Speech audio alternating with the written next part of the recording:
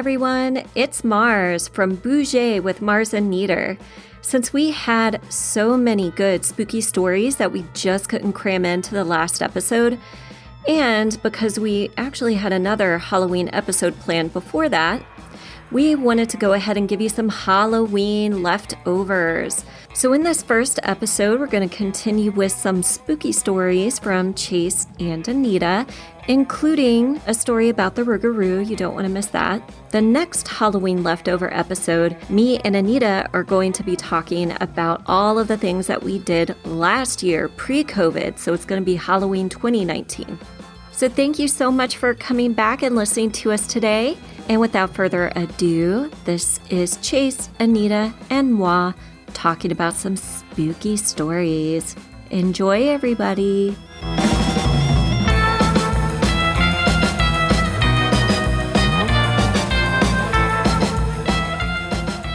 I have so many ghost stories that I can start my own graveyard.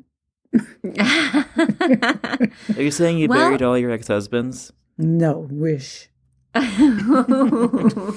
Well, you still have time, Anita. No. Well, how about you tell the Rougarou story? There's lots of Rougarou stories that I've heard growing up, but the only encounter I've ever had was when I was a little girl. My mom and dad and their friends, but they were like my dad's cousins and wives, all went out one night, and so all the kids stayed with the older cousins that were babysitting us. And when my mom and dad came to pick us up, we were getting in the car, and I just remember, I don't even know how old I was, maybe 4 or 5 years old, but I remember it so well. We were getting in the car, and I remember my dad saying, "Hurry up, get down, the Rougarou is coming." He jumped in the car, and my mom threw us in the back seat and like jumped in the back seat and was like covering us with her arms. My dad gets in the car, slams the door, and when he's taking off, we hear on the back of our trunk, and then you hear like nails screeching on the glass, like mm-hmm. And my dad just takes off, and we're going down the road, and we get home, and my mom's crying, and my dad's like, "Get the kids, get in the house, get in the house." And when we got out of the car, he said the Rougarou was on our trunk, and you could see like finger marks on the glass and going down the trunk. Goodness. Yeah. And for the people that don't know what the Rougarou is, it's like a Cajun werewolf. Does he eat cracklins? I'm pretty sure. And boudin? Yeah, I'm pretty sure. It's people boudin, people cracklins, people cracklins and people boudin. Fat babies. But no, it's like the Cajun version of the werewolf or chupacabra. If the Rougarou bites you, then you become one. The thing is that nobody knows. I could be a Rougarou. You could be a Rougarou. They walk around as normal people during the day. Yeah. And then turn at night. So. So, wait. So, a regular werewolf, they only turn into a werewolf when it's full moon. Mm-hmm. Cajun werewolf, the Rougarou, they can turn at night just whenever? Yeah. Yeah. Just want to point out that Halloween this year does fall on a full moon. Yes. Ooh. A blue moon at that. Awesome. I think it's pretty sexy. I mean, a full moon, I haven't seen an ass in a long time. A full moon, Anita? Yeah, hardy har. I see one every time I get undressed. My God. I want to see one that's not mine. Mine's a huge one. A huge full moon. Oh, mine are 2 moons. Mine's what they call that? Harvest moon? Oh, my God. The big giant one? You're ready to be... The super moon. To be picked? Super moon. Super moon? What about another Rougarou story? You said that was the one that happened to you. What's another one that you've heard? Well, I mean, all my life growing up in Cajun country, that's all my grandfather and them would talk about was like when we go to our camp and stuff, we'd talk about, he'd say, "Y'all better go to sleep. The Rougarou's going to come get you if he catches you awake after, a certain amount of time." We were told growing up that they eat children. Bad children that don't behave. The Rougarou's going to come get you. So you better go to bed and you better not talk and you better not move around because the Rougarou's going to come get you out your bed and eat you. Wow, that's like a bad Santa Claus. Yeah, right? Krampus. Yes, a Krampus. Chase, what kind of horror story do you have? Or ghost story? Way back when I was little, like the 90s actually. Shut up, Anita. Shut up, okay? I was little. You were not, okay? I love you. In the 90s, my sister and I were staying at our house, and Mom was at work and Dad was at work. We were watching ghost stories on TV. I think it was like Unsolved Mysteries or something like that. And as we're sitting there, we hear a knock at the door. We go and open the door. No one is there. We looked around. No one was there. We go and sit back down and watch TV again. And then the knock is coming from inside the house in one of the rooms. So we go and check it out. At this point, we're kind of freaked out because she's like 14. I am not even double digits yet. And Double digits. I know, right? And then the fire alarm goes off. And at that point, we're like, oh, hell no. So my sister and I both run out of the house like idiots, leaving the doors wide open, run to our next door neighbor, and we beat down our next door neighbor's door. And I'm like, Mr. Jose, someone's in the house and the fire alarm is going off. So he comes out with his gun. Oh, God. Let me shoot them there ghosts. Yeah. Well, he thought someone was actually in the house. Yeah. So he went into the house, he searched every room with us, and he looked at the fire alarm. It didn't even go off. He said there was no lights, nothing indicating the alarm was triggered. So I don't know what you saw or what you heard, but wasn't anything. After that, we didn't watch any more haunted house stories for a couple of weeks. Did your dad bless you when you came back in when you watched The Exorcist from Coming From My House? Every time I watch any exorcism-related film, I have to say a prayer before and after to make sure that no demons come through the TV or attach to me. My dad is super religious now. So that's one little ghost story that I have. Now, back where I'm from in Evalds Parish, when I was living in Marksville, Louisiana, there's a graveyard in Marksville that supposedly has this girl buried there that was possessed by a demon. Mm. And so all of the kids in Marksville always want to go look at her grave. They have a picture of her on the grave. And they say she looks evil, like her ears are pointed, her teeth are pointed. So one night I come home from work and the trailer I was living in was lit up, like from front to back. Every window had lights burning in it. I go in there and my son Devin and my daughter Paige are both in there crying in tears. Crying. And they were teenagers. I'm like, what the hell? What's wrong? Like, what's going on? And why do y'all have every light in the house on? They said that they decided to go with their cousins to that grave and take a picture of the girl. Well, back then with the cell phones, your pictures would be numbered. Mm-hmm. Like 001, 002. Yeah. Well, their cousin took a picture of her.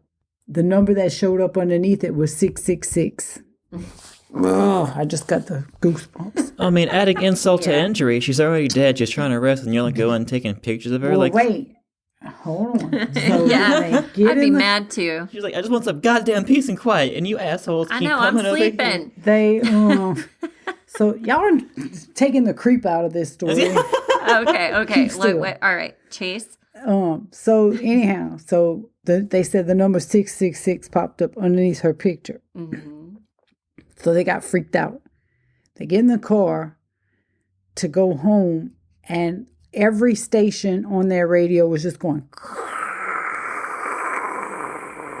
like that, making that noise. They couldn't catch a station, any channel. Mm-hmm. So their cousin texts the picture to somebody else, and it showed up on their phone as picture number 666. Mm-hmm. And the same thing happened to them. Like their TV started going, making all kinds of staticky noise, and all their lights started blinking in their house and everything. So Devin and Paige by this time are freaked out bad. So they make their cousin bring them home. And he was like, y'all want me to send y'all that picture? They were like, no, don't send that picture. I'm telling So you. they get back to my house. They turned every light in my house on, and I always had like some holy water and stuff. They were sprinkling holy water all over the house and everything. They said that the minute their cousin deleted that picture off of his phone, the radio started playing in his vehicle again. Everything started working fine. That same graveyard, my oldest son was helping him dig a grave for, they call it a pauper's grave. When somebody that dies that doesn't have any family or any money or insurance or anything. Yeah. And he was in jail, in the Marksville jail at the time, so that the inmates would dig graves for people like that. And that same graveyard, he called me one day crying. And I'm like, what's wrong? He said, I just had to dig a grave for this guy that died and didn't have family insurance or anything. And he said that where they told us to dig the grave was already somebody else's grave. Oh, yeah. And he said he was digging it, and he said when his shovel hit the wood, because they bury him in a wooden coffin, like just a pine cedar wood coffin, yeah. He said when the shovel hit and broke the top of the coffin open, and this was during the summer, like 100 and some degree weather in Louisiana. He said when it broke, he said this mist came out of the coffin. And it paralyzed him. Right. He said he couldn't move. He couldn't talk. He said all the other inmates that were around were like, Joseph, come on, get out of there, get out of there, get out of there. And he was like, and he just couldn't move. And he said he got cold, like ice, frigid cold. Like if somebody had just opened a freezer on him. Right. And he couldn't move, he said, for like 5 minutes. And then all of a sudden when the mist disappeared, the other inmates grabbed him and pulled him out. And he said he started sweating. Right. So he said he didn't know whose grave it was that he cracked open or what it was that came out of there. But he was terrified. Right. Man. You've got something? I've got it. Okay. And Jacob can corroborate this story, just so you know. Oh, do we need to call him? If you want to call him up. Okay. Well, we're going to have to do the proof episode. I'm just kidding. Just kidding. There was this one evening. This was back when I lived in the 3-bedroom apartment. You remember, Mars? Yeah, I remember. Neeter, did you come there? I think you did. Yeah, you did us. for something. One of the for Mardi parades. Gras. Yeah, for Mardi Gras. That's right. They passed in front of the apartment. When I got my car towed. Look, I apologize for that many times. It's okay. I wasn't there that day. This was another time I went. Yeah, it's fine. Because that's when they were trying to tell me, the same guy that got killed Oh, that's Big right. trying rain. to tow me, and Yeah. I was calling y'all, please hurry up, bring me a parking pass because he's trying to tow my car. Golly. Yeah. Okay, so So I was in that apartment, and we had some friends over. Madeline, Allison, Stefan, Madeline's boyfriend was there as well, and Jacob and myself. I wasn't feeling well, so I went to my bedroom, and I just kind of like, I'm going to lay on the floor in the dark and no one bother me. So I was listening to music, had my earbuds in, when suddenly I just hear, hey, like whispered ever so softly. oh my God, is it an ASMR ghost?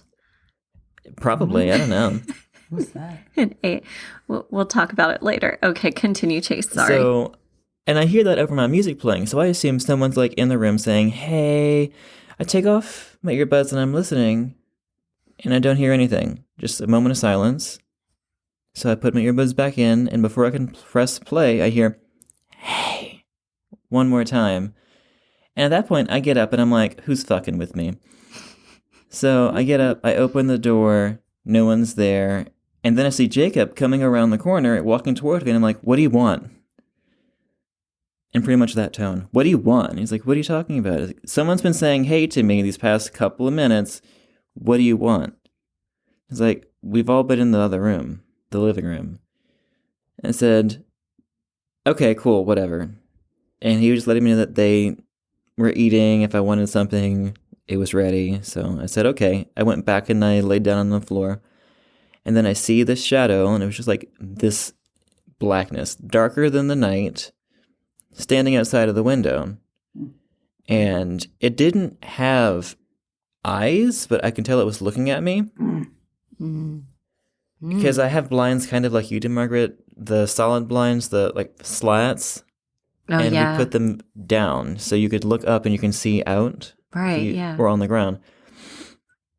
And I'm stuck there for a second. Like, my eyes are just bulging out of my head. And I'm just like, So I start getting up. And whatever it was bolted in the other direction.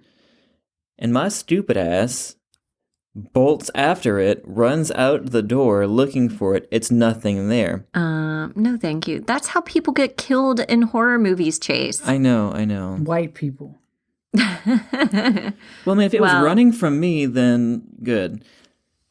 But everyone at the party was like, who was outside? And I said, oh, you saw it too? They said, yes, we heard someone running, and then we heard you running, and then you burst out of the door. So it wasn't you that was running first. We heard the footsteps. And Jacob, either Jacob or Allison, saw the shadow move across the windows in that room too. Crazy. I don't know what that was, honestly. Because it wasn't just me that saw it. There was Stefan who heard the footsteps, Madeline heard the footsteps, Allison heard it, Jacob heard it, and either Jacob or Allison saw it. And then there's me. Yeah. We don't know what that was, but Jacob even went out with me, looked around with me. There was nothing out there. And then both you guys gonna die. Stop doing that. If you see a ghostly figure, just leave it alone. Well, the feeling that I got when I saw it after the initial dread of seeing it was, oh, hell no. This is my property. You're going to leave. This is my turf.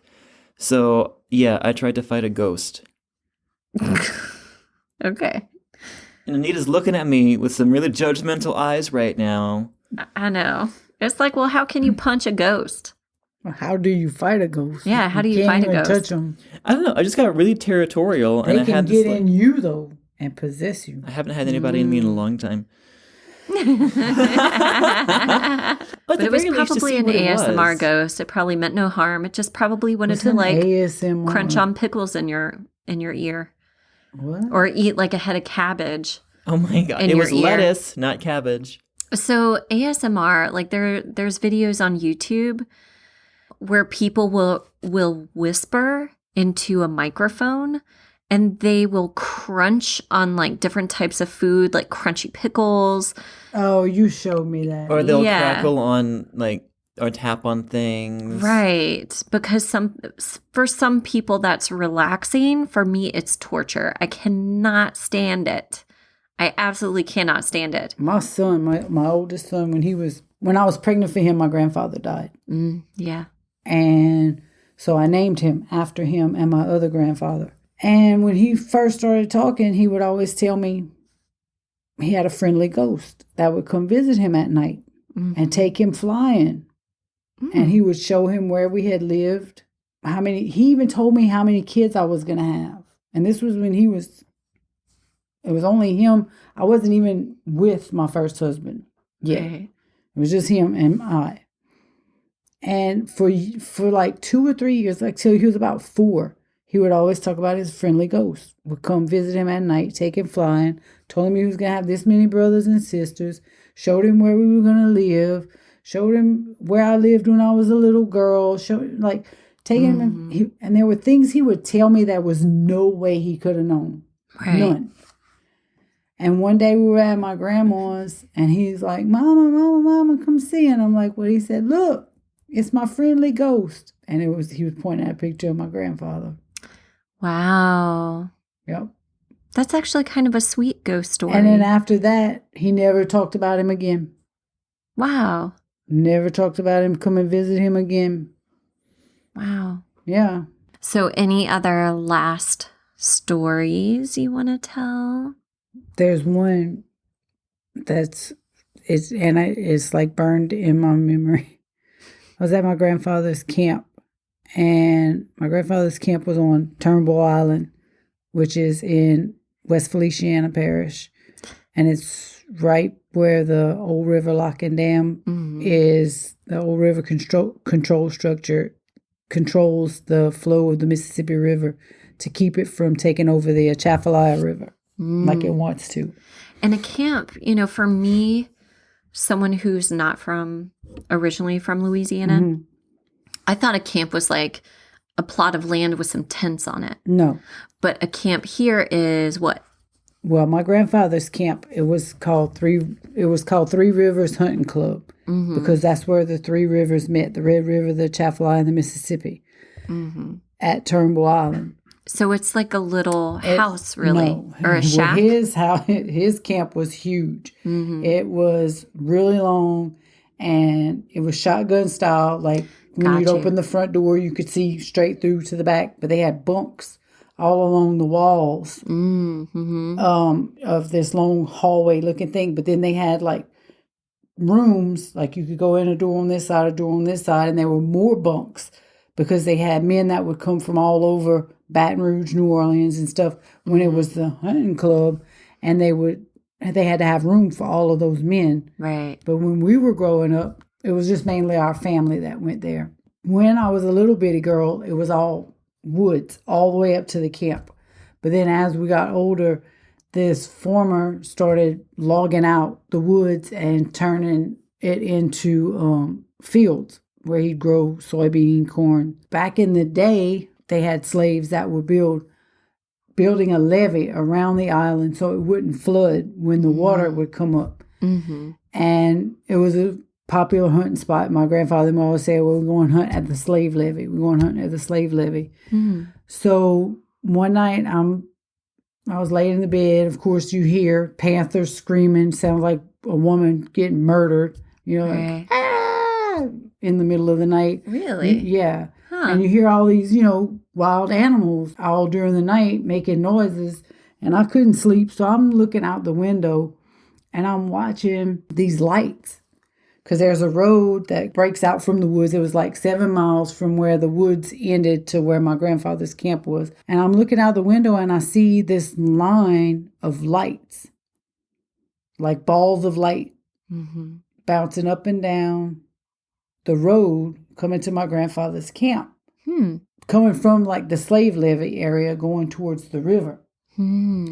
I laid there for maybe an hour or longer just watching those lights. And it looked like people were walking with lanterns. Yeah. Will-o'-the-wisp. We call them fifolays in Cajun French. Interesting. Yeah. Okay. But the thing is, fifolays only appear over water because it's balls of gas that light up. This was over land. This wasn't over water. So fifolays don't just appear over dirt. They have to have like that, something with the chemicals in the water and whatever to make the gas, balls of gas. So I told my grandfather about it the next morning, and he said that it was the ghosts of the slaves leaving the slave levee, going to their houses or where it were. Did some of them die, like working on the levee? Probably so. The ground of Louisiana is saturated with the blood and the death of people. It's kind of hard to be in Louisiana and not encounter some sort of ghost or ghost story or see something that you're wondering, what is that and why is it here? Right. I think that's enough ghost stories for the evening. What do you guys think? Sure. If you ever want a good scare, just give me a call. I'll psychoanalyze you. Right. Or I'll tell you a ghost story, whichever one.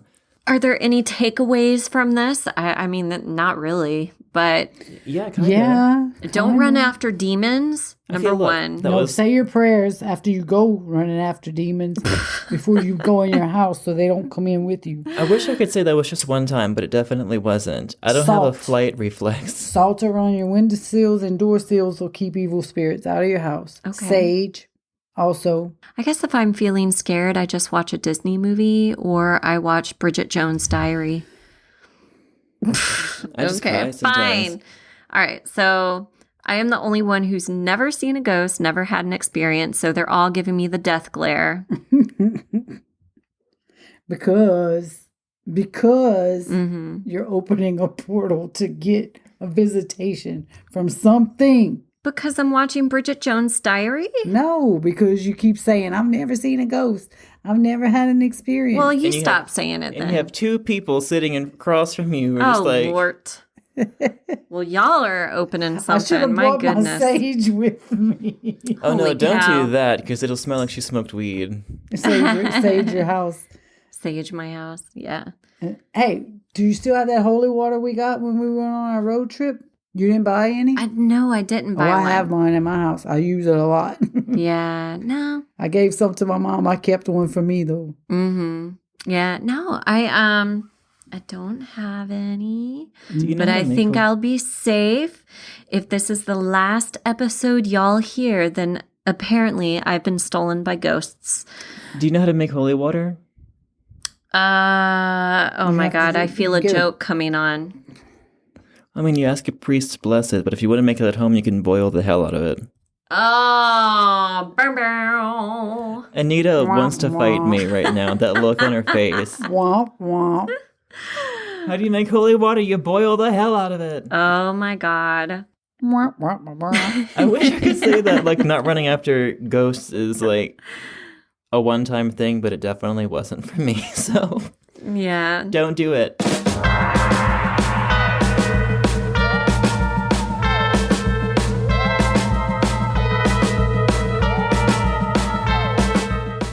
Well, I think we need to wrap this episode up. Stay safe. And of course, make sure to subscribe to our show, share our show, rate our show. And you can find us on Twitter, Facebook, Instagram, and YouTube. You can even find our podcast on our website. So if you don't have Apple Podcast or Spotify or Google Podcasts, you can just visit our website and you can see all of our podcasts there. And it's budgetwithmarsandneeter.com. Yeah, budgetwithmarsandneeter.com. Thank you so much for having me, you guys. I really appreciate it. Yeah, thank you, Chase. Thank you for the stories. I can't wait to have you for dinner. What did you say to me? What did you just call me? With a bottle of Chianti and some fava beans. Oh yeah, I wish that's someone right. ate my liver like that. You know what I mean? Oh. And you have to listen to that, Margaret. You're going to have that recording this entire time. I know. I'm going to have to edit this and listen to this like 100 times. Oh, my God. All right.